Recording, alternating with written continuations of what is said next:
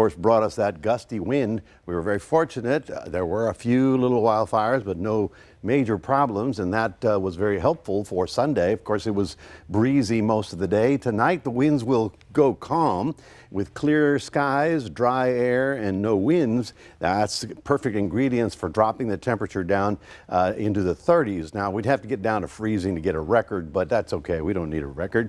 It's just going to be cold in the morning. Now, when you head out early tomorrow, you're really going to have to bundle up, certainly the kids for sure.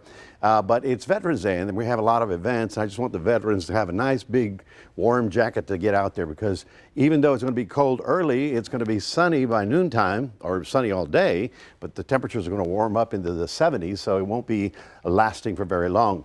Here's that big storm that I told you about last week. It is the one producing bitter cold and snows all the way down into Tennessee and Kentucky.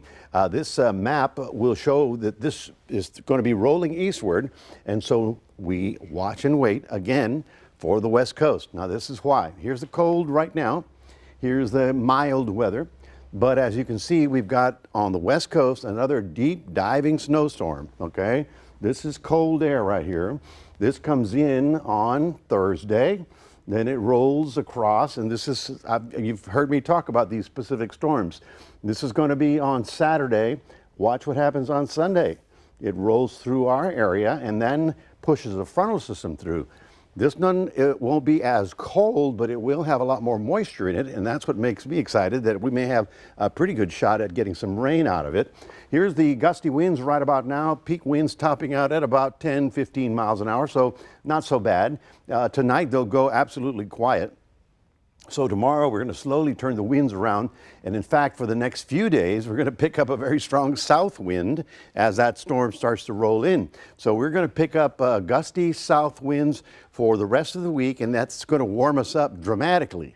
In fact, we're going to go from the 73 today to about 85 by the week's end before the next system comes through. But as I just showed you, it's going to come in from the west, and I've always said those are the wetter storms that we need. Now, we do have fire weather watches for much of Texas, but we're not in it. Okay, that's fine, but you know what? I think we should still be very cautious with anything that looks like flame. Now, while Sunday the winds were going this way, for the next few days they're going to be coming up this way. It's not as dry an air mass, but it's still, if there's a fire that takes off, it's going to be hard to contain. So here's tonight, getting down into the 30s. Yes, sirree, 37 in the city, about 42 down along the immediate coastline. Everybody inland is going to be rather chilly tonight. And tomorrow, with the sun, we're going to warm up very nicely. By morning, we'll have sun, and then by noontime, we'll definitely be in the upper 60s, and then we'll top out at about 70. Now, we continue with the burn bans. This is an updated map, and all of these counties in red say do not burn outside without prior authorization and making sure you have fire containment. So let's just continue to be careful with that. So we'll be certainly talking about the week that is going to be rather warm as temperatures really shoot up. In fact, by tomorrow we'll be in the 70s, and then by the time we get to Friday, we'll be in the mid-80s for sure. Cuero tomorrow topping out at 75 with abundant sunshine. So the morning will be cold, but the daytime will be fairly nice. And you can see how we'll get up into the 80s Friday and Saturday, but Saturday night into Sunday morning is our next front that hopefully will give us a good shot at rain this time. That's your 7-day forecast, reminding everybody we do have a QR